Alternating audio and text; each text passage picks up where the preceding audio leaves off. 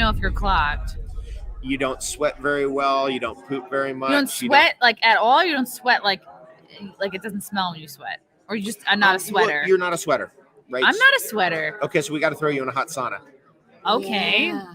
All right. And another way you know is just how you feel too, because if you feel clogged up or you feel lethargic, that usually means that your pipe, we're all pipes and filters. Our whole body's all pipes and filters. So we've got to make sure we clean that out. And that's where the enemas and colonics and laxatives, not every day, but certain times of the year, we like focus right on before that. Thanksgiving when all your family's about to come over. It's like do an enema and then you have a reason to leave if somebody's like being awkward. I'm such a fan of coffee enemas. It helped reverse my lupus and coffee enema. It wakes up your beehole.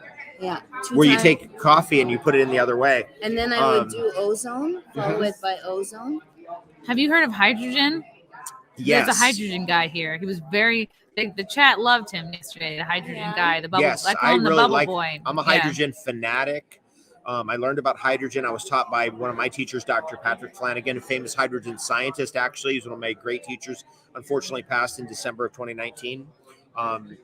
So I'm a big fan of hydrogen. So the big ones actually in the health field, there's three really important ones. Oxygen, of course, ozone, MMS, miracle mineral solution. Then there's hydrogen, which is that's like the stem cell of all minerals. That's what makes you.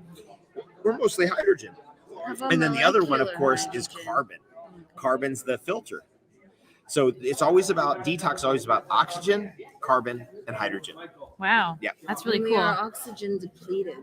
We're so oxygen depleted. If you're if you're feeling tired and like where you shouldn't, like I'm getting enough rest, you think you're eating reasonably healthy, you're not like drinking a ton or doing drugs, whatever. You're like, I think I'm leading a reasonably healthy life, but I still feel like lethargic and I still have brain fog and I just don't know, like I should be like doing better. It's not, I hate the excuse of like, oh, you're whatever age, so just suck it up, So then you should look into a cleanse and.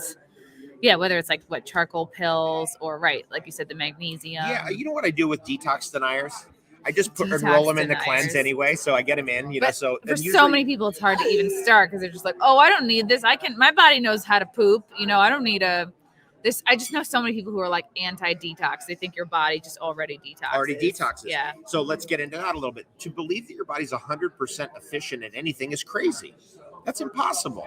How many times have you gone on a trip? Let's say you went on you went with your family somewhere and you got behind 2 or 3 bowel movements. Did you ever catch up? Usually not, right? And so just imagine that over a whole lifetime, we get behind. Next thing you know, we get constipated, or next thing you know, we've got all this undigested matter in our intestines. And so the detox is all about just getting caught up. And there's also liver 1 and liver 2 detox phase. And yeah. I have like a sluggish liver. I need help. So the organs that are meant to detox also need support. You bring up a really good point, which is not all of us are the same in our ability to detox. Some people detox easier than others. There's 2 genetic mutations, the MTHFR, right? I have them. And you have both of them. Yeah. Now, I have one of them, right? So that means that I have to work a little harder at it, but it's not that big a deal. But if you how have do you know both, you have it?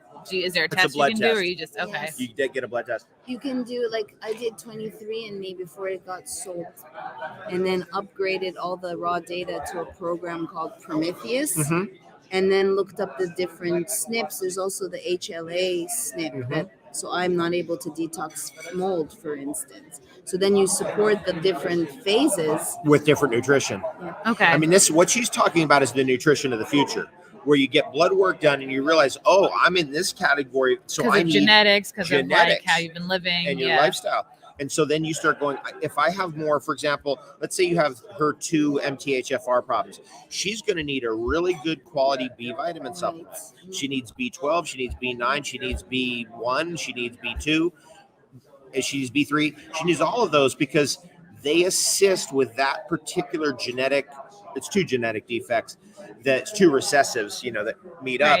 And if she doesn't have that, then her toxicity level can become dangerously high, actually. Yes. And this is the nutrition of the future. Yes.